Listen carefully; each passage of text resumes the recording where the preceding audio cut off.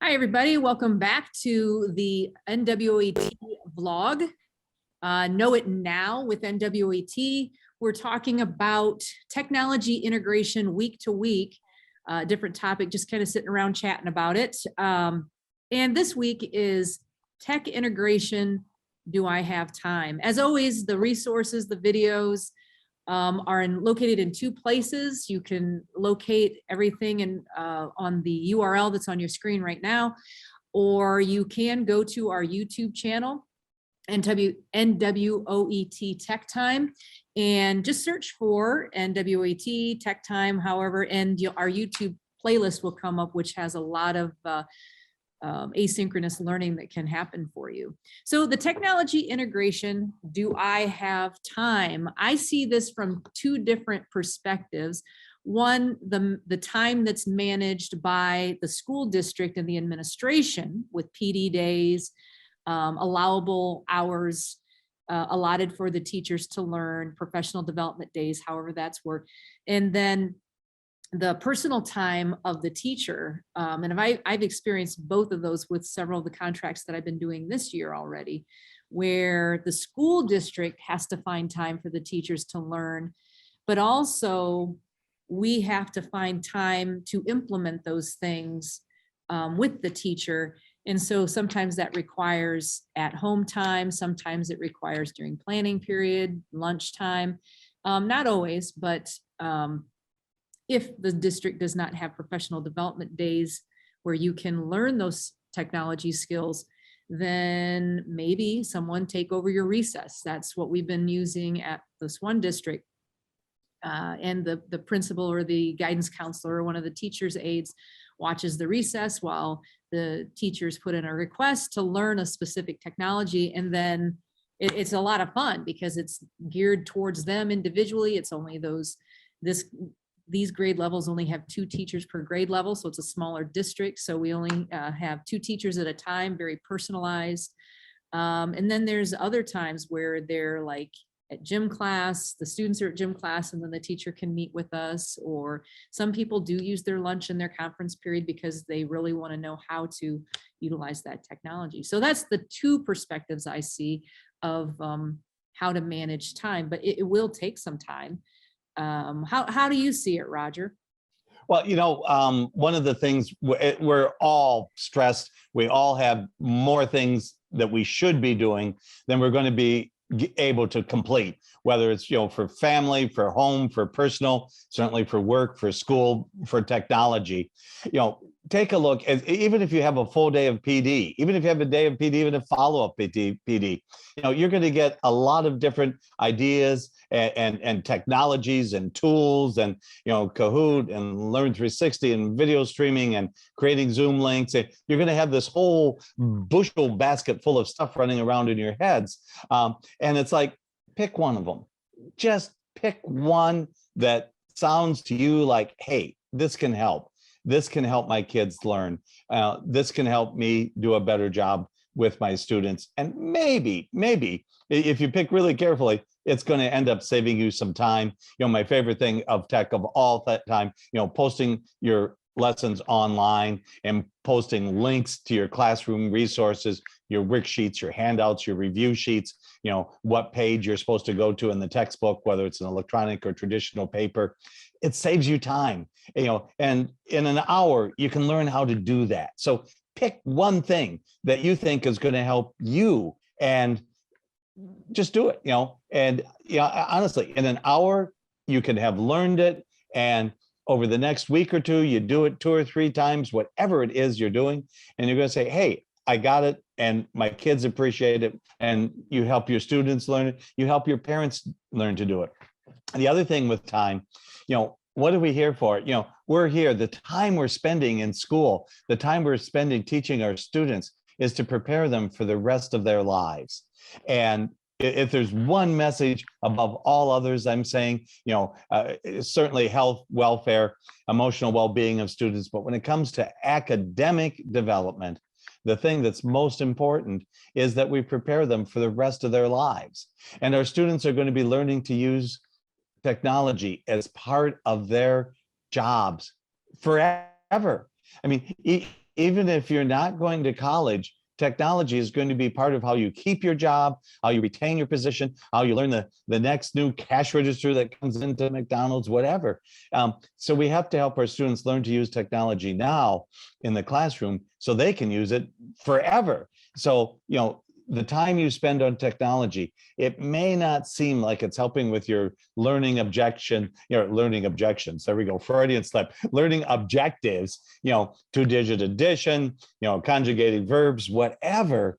But while you're covering your content, you're also giving your students a tool that will help them for the rest of your life. So we have to have the time. Do I have the time? Yeah, you do. It's how are you going to spend it? And so I propose to you that the time you do spend on your work and getting ready for your lessons, a piece of it needs to be technology. You will be glad you did. Might be a little bit painful for a few minutes, but you'll be glad you did it down the road. Judy, I know you've got some really cool ideas here. As you both were talking, I thought of something else that I think is probably more important. I know teachers go to conferences in person in the past a lot. And that's switched in the last 2 years, obviously, that a lot of the trainings are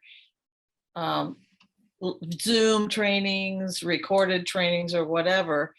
For instance, this afternoon, I'm going to try to remember to go on at 3 o'clock to listen to Eric Kurtz talk about how you can get automatic certificates from Google Forms. But if I miss it, or if I don't have an opportunity to share that information with any of our teachers in the next month or two, I can go back and I can watch that again. And so I think that's really an advantage of, I think all of our seminars, conferences, and whatever from now on, we should record them. And that way, if a teacher doesn't get it or can't remember, it's going to save them time. They can go back and watch that video again. And of course, follow up with questions from the instructor. I'm sure the instructors will put their contact information, but that can be a really good way, because I've had too many teachers say, oh, your conference was so great. I learned 5 new things. And I like what you said, Roger. That's too many for anybody's brain at one time. And so that time might be better spent concentrating on 1 or maybe even 2 techniques instead of trying to put in, 5 new things or even 6 at some of our conferences. We, a multi-day conference. I mean, there's no way that most people come away using even half of the things they learn about at those sessions. So I think, using the time in the classroom and the part where you can team up with other teachers and even students and do it during those little slips of time that you have, planning period that you can get together with one of your other fellow teachers and talk about a particular skill that you're both using. Or even, as I was thinking, instead of going to a conference, that you ask around other districts, if your county office or whatever can let you know what are those teachers that are really using technology effectively, and visit and sit in with those teachers that already have the skills. Might be better use of time for people that are new to technology or just want to learn a new technology skill. And we can help with that. We may know teachers that are using, say, Kahoot in every class. And if that teacher knows they're going to have a visiting teacher, they'll probably make extra time to include some of those skills that teacher wants to see being actually put in practice. Yeah, and I think that's a great point, because the main thing that I hear at conferences and at our NWAT sessions is that, oh, it was just so, it benefited me to talk with other teachers about what they're doing and what they're using and how they're handling it and how they're dedicating time. So I think that collaboration is key to learning technology as well, and taking the time to build a network of people and peers around you that are using it. Organizations like NWAT can connect you to those. I mean, you can say, who's using Canvas? And I can think of 3 teachers to connect you with right now, and maybe your content area as well. Yeah. And the other thing is that I hear a lot from teachers is that it might take a lot of time at the beginning to build that thing. So I'm going to go old school on you there. When PowerPoint was being taught a long time ago, they're just like, I don't have time to build these things. And, a teacher would stood up and said, well, it was hard work at first, but then, the next year it was easier and easier and easier, and it was more productive to have these things. It was a lot of work the first semester, but then the second semester, everything was great because one, I knew the tool, I was familiar with it. It was easy for me. I could push out a PowerPoint in like 5-10 minutes and have it ready for the students. And it was engaging for the students. So, I always hear that it's a lot of work at first, but just put the work in and your life gets better because the technology makes it better. And then you're after that, it's just, easy sailing. And now I can learn another tool and put the work in there as well. Yeah, and when you go to the workshops, the presentations, watch videos, even from the professional development that we do, a lot of times we'll show you 3 or 4 or 5 or 6 or 7 or 8 or 9 or 10 different features, and we tend to highlight, and here's a brand new feature that came out, and feel free to, whether it's us or your colleague who is using it, say, wait a minute, I don't need the brand new feature. I just need to make a slideshow with 4 bullet points. This is new to me. I'm using it as part of my online, as part of my links and my homework. And I just want to have the 2 or 3 slides that show my key points.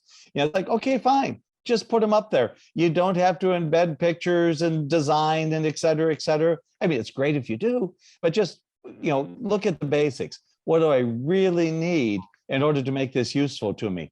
And then over time, you'll start saying, oh, hey, there's another feature. Or, wow, gosh, I wish I really could add, a different background. Wait a minute, I think there's a way of doing that. But to begin with, plain background, here's the 4 things in a 16-point font, and you got it, and you're off and running and using it.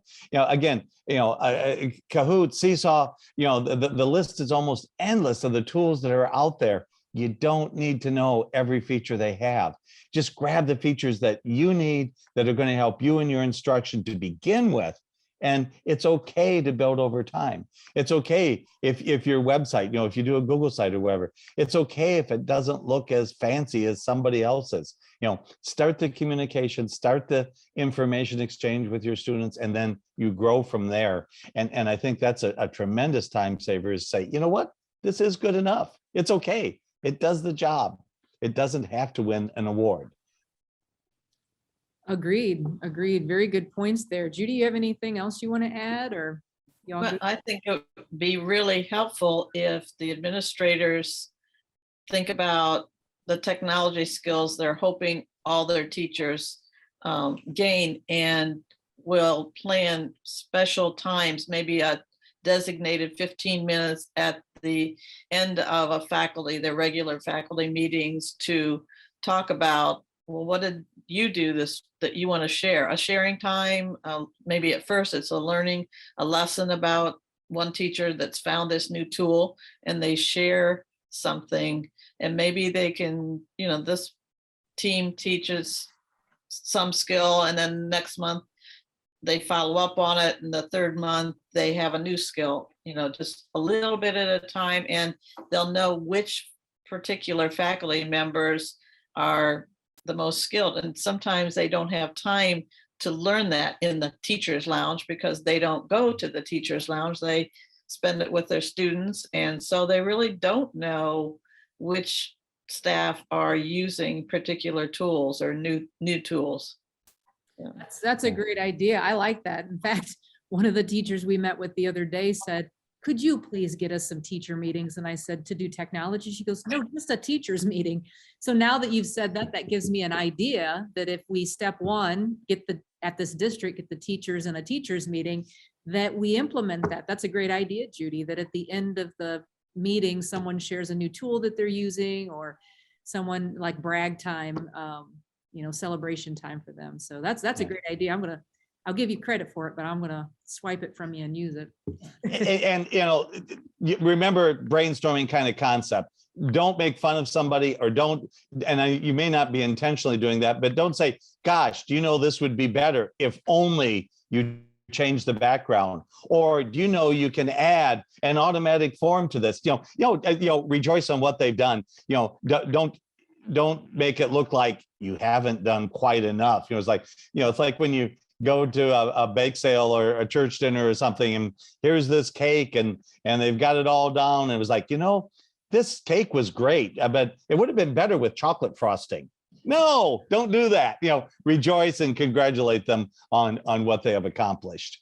Yeah, and we're goofy enough at this district that we're working with that I think that should be the norm, that the first thing we do is we celebrate that, because I think it is important. That's the hardest thing to do, is taking that first step into using the technology and then sharing it with someone else and being able to be strong enough to talk about it in that environment. So, yeah. Well, guys, these are some great ideas. That's our time for today. Yeah, so all the information that we talked about, Judy has some links that we'll share, will be on the bit.ly on your screen right now. And of course, if you have any questions, you can email us anytime at the contact information on that webpage or at the end of this video. So next week, you can join us for tips and tricks, tactics, strategies, best practices on how to introduce this technology to your students. I think that's an important part to follow up this 4-part series, is now that you're ready to use it, you got the anxiety out of the way, and you've got some understanding of how to integrate technology. Now, how do we introduce it to your students, and what's the best way of doing that? So thanks again, Roger, Judy. I'll see you all next week in that next series. Take care.